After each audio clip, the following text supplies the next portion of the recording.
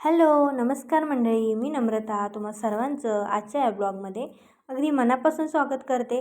तर आज श्रीच्या स्कूलला सुट्टी होती, त्याच्यामुळे मग आज टिफिनला पण सुट्टी. जर टिफिन नसेल ना तर सगळंच कामं घरातली खूप निवांत होतात.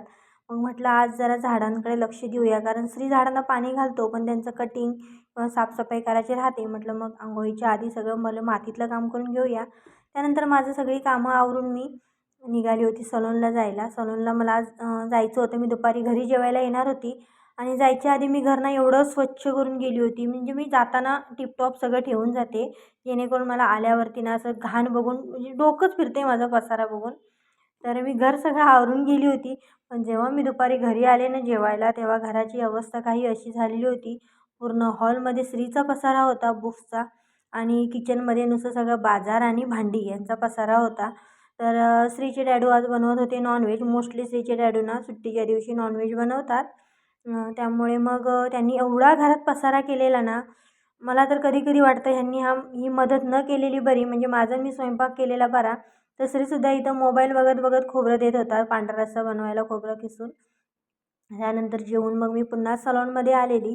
श्रीला जर सुट्टी असेल ना तरी श्री घरात अभ्यास अजिबात करत नाही, आणि तो घरात त्याच्या डॅडूला तर तो बिलकुल काही घाबरत नाही. त्याच्यामुळे मग मी त्याला प्रत्येक वेळेला सलॉनमध्ये घेऊन येते. सलॉनमध्ये हा निवांत शांत बसून अभ्यास करतो. आणि मग सुट्टीच्या दिवशी बाजार वगैरे भाजी आणायची अशी पण बहुतेक सारी कामं आजच्या दिवशीच होतात. त्याच्यामुळे मग मी आणि श्रीचे डॅडू गेलो होतो डीमार्टला.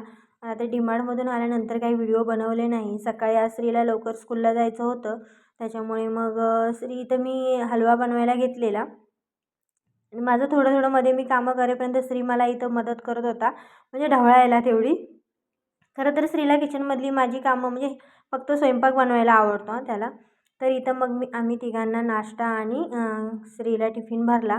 आणि भाऊ पण आहे माझा इथं आलेला. मीच त्याला बोलावलेलं श्रीचा अभ्यास घ्यायचा होता, कारण आमच्या श्रीची आता BDS म्हणून जी स्कॉलरशिपची परीक्षा आहे ना ती होती.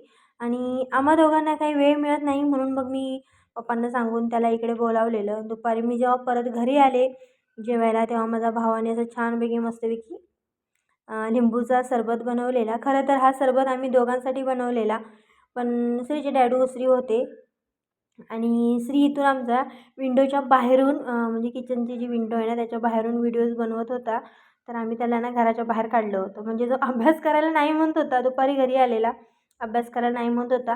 आणि मी इथं रागाने सगळं श्रीच्या डॅडूची अंथरुणं आणि त्यांचे कपडे, कोलगेट, म्हणजे त्यांना ना आता 10-12 वर्ष झाली आहेत. मी एवढं बडबड करते, मी म्हणते की एखादा दगड असता ना तर तो फुटला असता माझ्या शब्दांनी, कारण मी एवढं बडबडते. तरीसुद्धा त्यांनी उठून काही सरबत घेतला नाही, तिथंच पडून सरबत प्यायलेत आणि तिथंच परत झोपलेत. आणि त्यांचा आज उपवास होता, त्याच्यामुळे त्यांनी निवांतच पडून होते. आणि मग आम्ही दुपारी जेवणासाठी मग आमच्या श्रीला, मला आणि माझ्या भावाला, आम्हाला तिघांना जेवण पाहिजे होतं. त्याच्यामुळे मग आम्ही डोसा आणि बटाटा बनवायचं ठरवलेलं, म्हणजे बटाट्याची भाजी. तर श्री आमचा ना विंडोतून हात घालून म्हणजे सांगत होता की मला आतमध्ये घ्या. खरं तर त्याने बाहेरून कडी लावलेली, अभ्यास करायला सांगतो म्हणून तो पळालेला. त्याला वाटलेलं आम्ही मारू अभ्यास करायसाठी, म्हणून तो पळालेला आणि बाहेरून कडी लावून घेतलेली. मग त्याने जेव्हा कडी लावून घेतली बाहेरून, तेव्हा आम्ही आतून पण कडी लावली. आणि त्याला हिंमत होत नव्हती की आता आतमध्ये गेल्यावर मार मिळतील, त्याच्यामुळे तो आतमध्ये यायला घाबरत होता. आणि शेवटी जेवण झाल्यावर आम्ही त्याला घेतलं. आणि आजचं आमचं जेवण असं होतं, एकदम सिंपल. त्यानंतर परत मी रात्री व्हिडिओज बनवायला घेतले. तर खूप दिवसांपासून ना, दिवसां नाही तर मी 2-3 महिने झाले मी हल्ली मशीन घ्यायचं म्हणते टेलरिंगची. तर मी अशी मशीन बघत होती की पिको आणि स्टिचिंग पण होईल आणि पिको पण करता येईल. पण कोण म्हणते घे, कोण म्हणते घेऊ नको, ती जास्त दिवस चालत नाही. ह्याच्यामध्ये मी खूपच कन्फ्यूज होती. मग म्हटलं जाऊ दे आता. आता जी घरात मशीन आहे ही माझ्या पप्पांनी मला मशीन दिलेली आहे. मग आता त्यांच्या घरी पण त्यांना लागते, कारण काही फाटलं वगैरे तर छोटेफार म्हणजे बारीक-सारीक जे कपडे असतात ना ते मग त्यांना परत दुसरीकडे म्हणजे टेलरकडे घेऊन जावं लागतं आहे. म्हणून मग मी विचार केलेला की त्यांचं ही मशीन त्यांना द्यावं, कारण त्यांना खूप प्रॉब्लेम होतो आहे. आणि आपल्याला नवीन मशीन घ्यावी, पण मला काही झालं नाही. त्याच्यामुळे मग मी पार्ट्स आणून ही मशीन रिपेअर केली होती संध्याकाळी.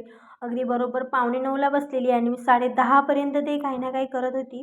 आणि माझी मशीन चालू झाल्यामुळे ना मी खूप खुश होती.